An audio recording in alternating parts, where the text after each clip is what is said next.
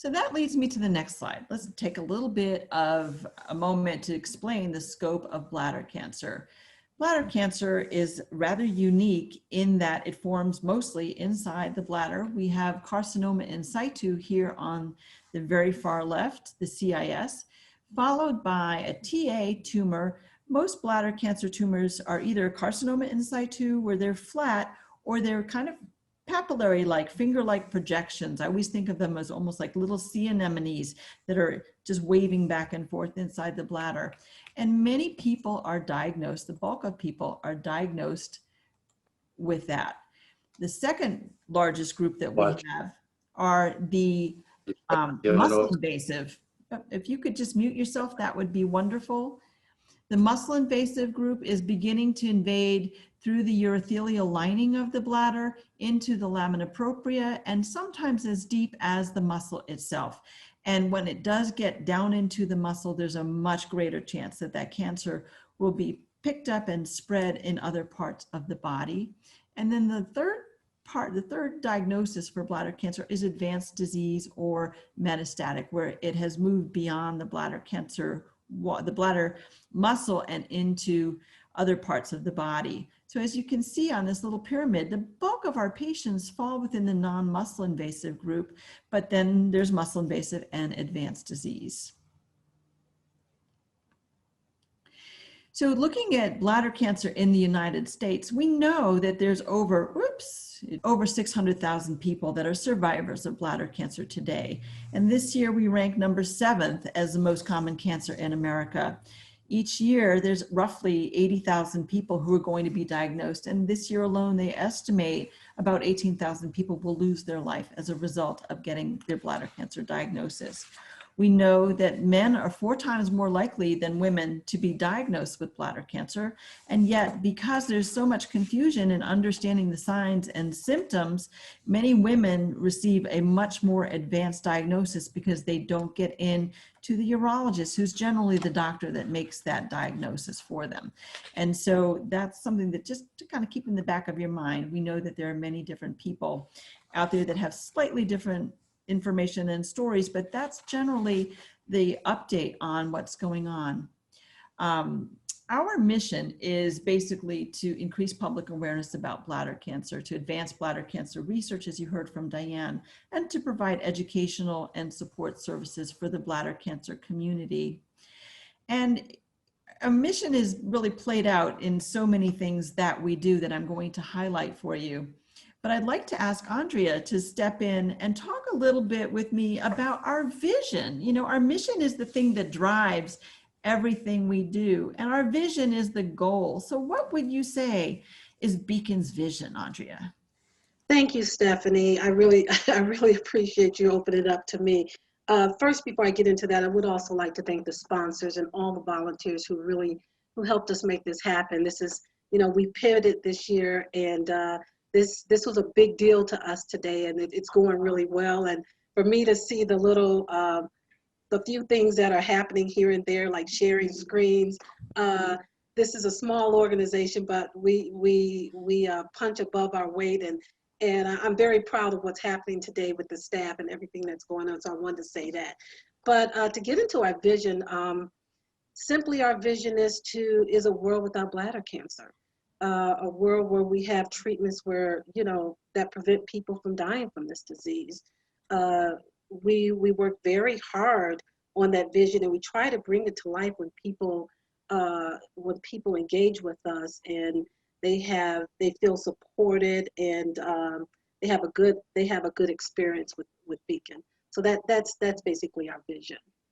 Right. Yeah. And, you know, looking at that vision is always the horizon that you might never arrive at. So there may never be a world without bladder cancer. Right. But I think in the meantime, BCAN is really working hard to make sure that everyone is aware. They get in and they get an early diagnosis. Absolutely. And they have obviously access to safe and effective treatments. And we're doing an awful lot to ensure, you know, the lives of survivors and the quality of life after their bladder cancer diagnosis.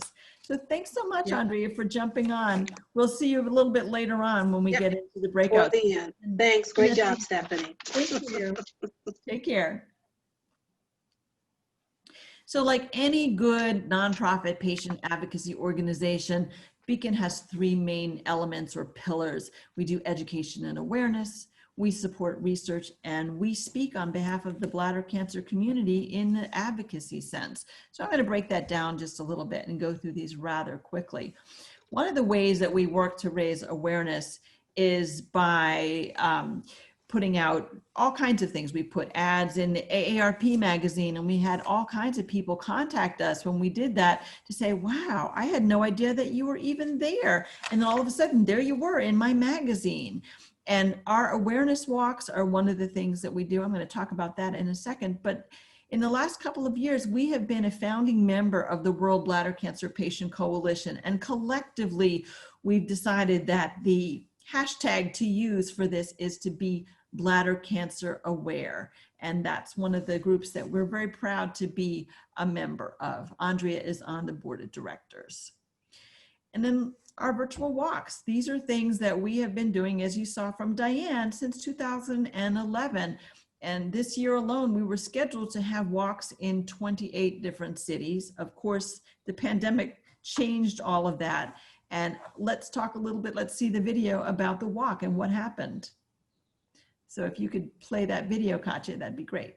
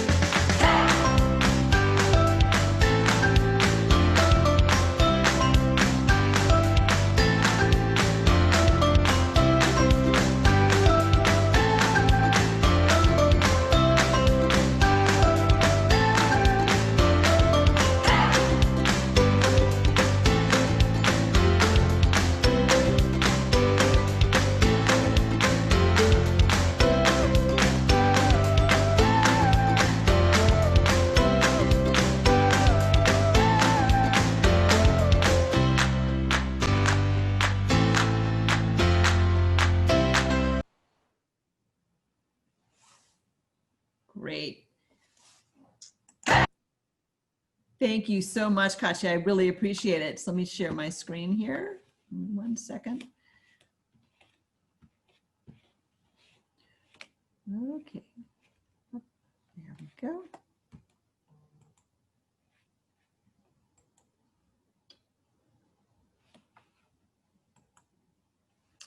Okie doke.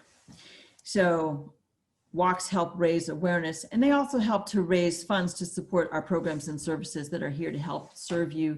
You know, we're here to help you and your families to learn about the warning signs, to understand the diagnosis, to figure out what the best treatment options are for you. We help you understand those treatment options. We talk about the quality of life, and we address survivorship issues. So these are all things that BCAN does. And I'd like to say that we're here, basically, you can access us 24/7. We may not always be at work, and obviously we're not in the office anymore, but we're available online, and we keep things up to date so that there are many, many, many resources available to you.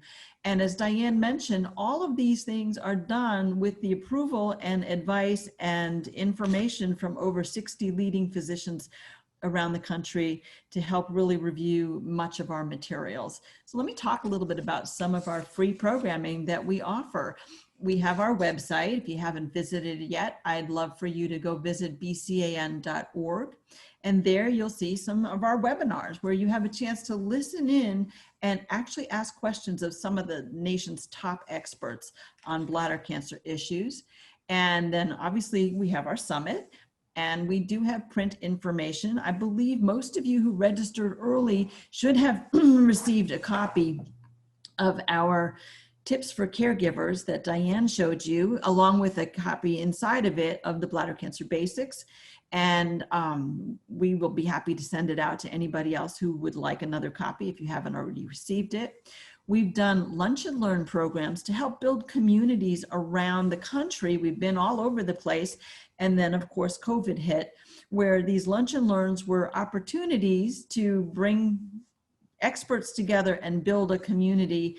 And then we switched those over to coffee and conversations. And I'll talk about that in just a second.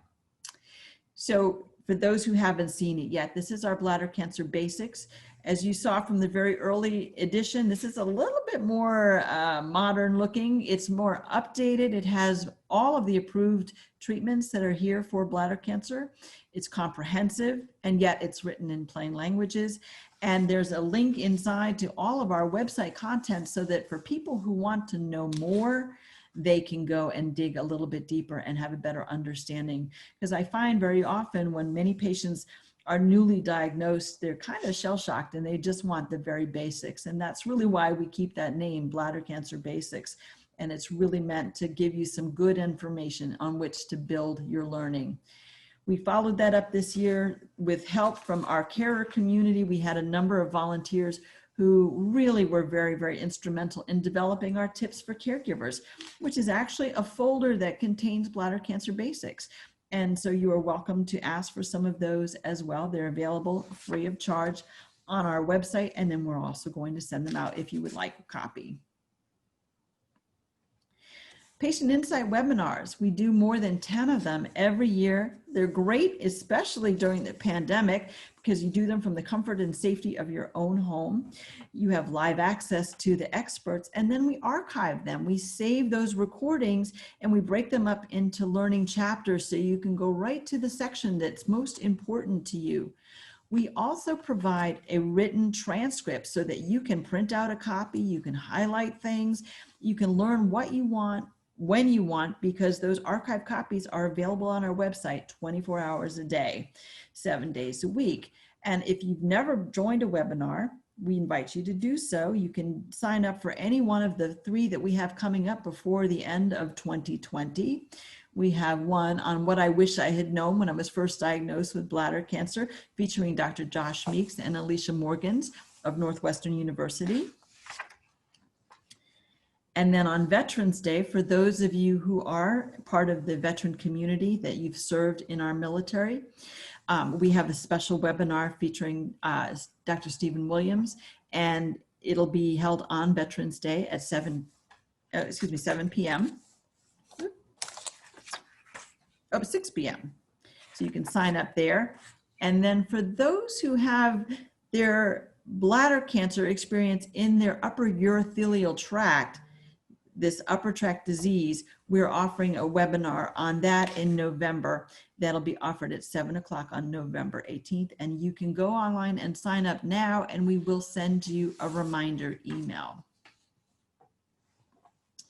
Those coffee and conversations programs are now really going all over the place, and they're being done in conjunction with experts in their communities, and they're showcasing what's available in the local hospitals, in their local practices, so that they can help you understand what your resources are.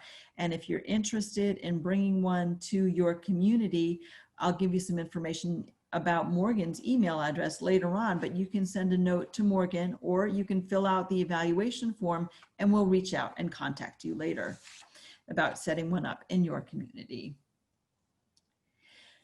And as if we weren't already doing enough, we've come up with a whole bunch of new things, exciting things that we'll be offering in 2021. One of the things that's going to be a slight shift on our webinar format are going to be treatment talks. And those will be very specific conversations in the webinar format, featuring an expert talking about a particular treatment along with a patient who has experienced that treatment, to talk about what their experience was, whether it's BCG or immunotherapy or cystectomy, whatever that treatment happens to be. BCAN is also going to be launching in the winter time a health and wellness newsletter to talk about the survivorship and how do you move beyond and how do you live a full and healthy life. We're going to have podcasts that are going to feature experts, not only the medical experts, but sometimes they're going to feature patient experts, because you are the experts of living with the disease and you're the ones who know best. And so these are some things we look forward to in 2021. As Diane mentioned, BCAN supports research, and I just wanted to highlight some of those aspects of what Diane had talked about a little further. So as she said, we did our think tank online this year. We had over 200 participants, and they were part of a panel that were discussing BCG unresponsive non-muscle invasive bladder cancer and how we're now looking at having new options for people who don't respond to BCG. That's a pretty significant change, because back when BCAN was started, there were no other options. We do provide research awards, and our top research award is meant to really support the research that is highly innovative. It's what we consider high risk and high reward type of research. And this year's award went to Dr. Jeffrey Ravitch. He's a professor at Rockefeller University in New York, and his study is intravesical delivery of FC-enhanced CD4 and against antibody for the treatment of bladder cancer. And I'm not a scientist, and I look forward to the plain language summary of what he comes up with when he finishes his research in 2 years. That award is $300,000 over 2 years. And then we were able to provide 3 awards to early career investigators, like Dr. Yuki Kita, who is there at, where is he? Oh, I don't have it on here. But anyway, he is looking at defining NRF2 induced tumor invasion in bladder cancer. And Dr. Rusty Johnson, I know, is at Johns Hopkins, and he is looking at targeting regulatory B cells to improve anti-bladder cancer immunity. And then our Young Investigator Award for Patient-Centered Clinical Research went to Dr. Matt Mossanen, who you will hear if you're in one of the non-muscle invasive groups. He is going to be one of our medical moderators. And he's really focused on identifying patient and provider factors associated with smoking cessation. So he's very much involved in helping us help you to quit smoking when that's an issue, because we know that people who are smokers are at greater risk of bladder cancer, and they're also at greater risk, if they continue smoking, of having that bladder cancer recur. This year's John Qualy Travel Fellows include third in here on, third from the left, Dr. Richard Matulowicz, who actually just did a webinar for us that focused on tobacco and also e-cigarettes and what we know about the increased risk of bladder cancer from tobacco exposure, whether you're smoking it or vaping it. And so I encourage you to look on our bcan.org/webinars site to get that recording if you'd like to see that. Our Bladder Cancer Genomics Consortium is really a research program that consists of a collaboration of 8 different institutions, leading institutions around the country, that is really intended to provide the opportunity for every patient to be an exceptional responder to personalized therapy. I'm really happy to report that we've completed our first trial with over 200 patients, and they've had their tumors typed, and they know the genomic profile. And then we've also established a biobank so that research into the genetic changes that lead to changes in bladder cancer can continue, because we have these biospecimens. And we know that there are no new treatments without clinical trials. And many of you may or may not have considered a clinical trial.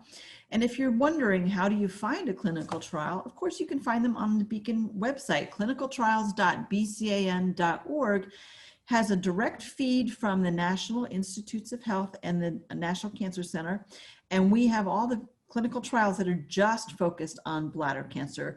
When you go to clinicaltrials.gov, the national website, it can be a little overwhelming to look for a trial.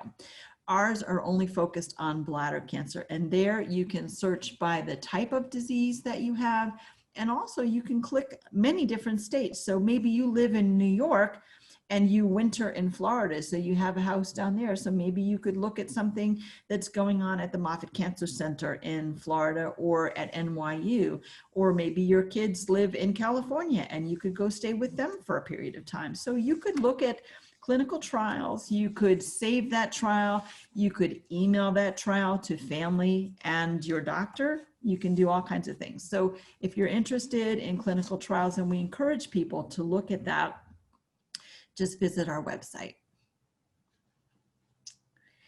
And then finally, in the research area, one of the things that I think has been very exciting, and many people on this call are part of our Patient Research Advocate program, where we have worked very closely to help train everybody to really understand the scope of the disease, and then also to be a contributor. And we've had many of our patient research advocates have been on pharmaceutical advisory boards. They've participated in focus groups.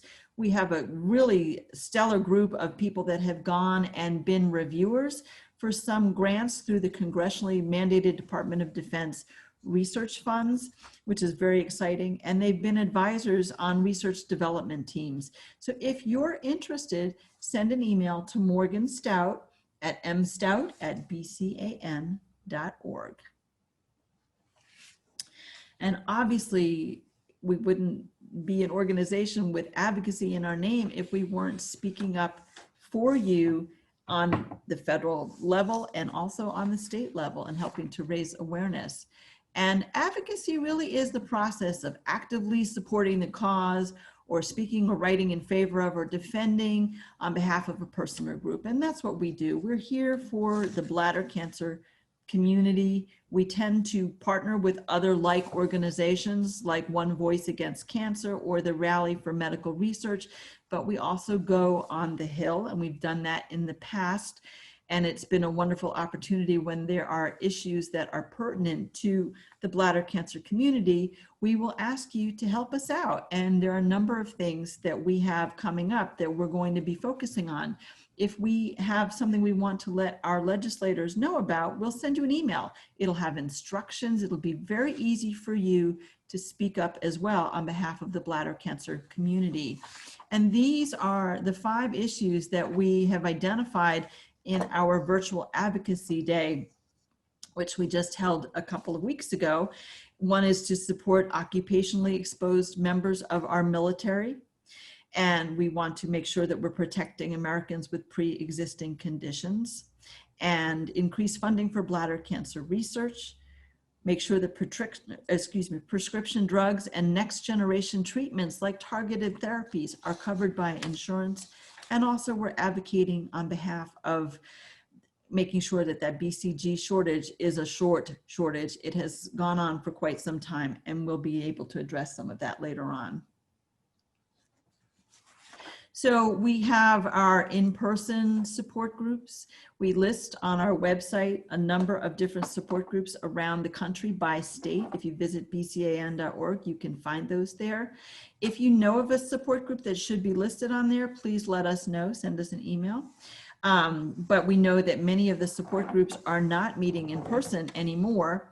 And so many of you are members of our Inspire community, which is our online chat community where you can get in there and answer questions and find out from other patients, other caregivers, other survivors about key issues that are important to you. So this is the Inspire online community, and Morgan is putting a list of resources with hyperlinks into the chat box for you, so you can have that whole list and you can get in there and find all of this information. So even though I'm talking fast because we have a very full program, I do want you to know that you should be getting a link to that PDF with all of these links in there shortly. And our Survivor to Survivor program is one where many of the people on this call are our volunteers, and perhaps some of you have benefited from having an opportunity to talk with somebody that really understands exactly what you're going through. When you want to know about what's it like to live with the treatment, live through a treatment, or any key issues, we can connect you with a patient who has gone through this, or a caregiver who's experienced something very similar. So if you are interested in talking to somebody, we match by age and stage and gender, so that you get to find somebody out there who really could give you some advice on what they wish they had known. They're not going to give you medical advice, but they do let you know what their questions were, because sometimes it's a little overwhelming. You don't know what questions to even ask.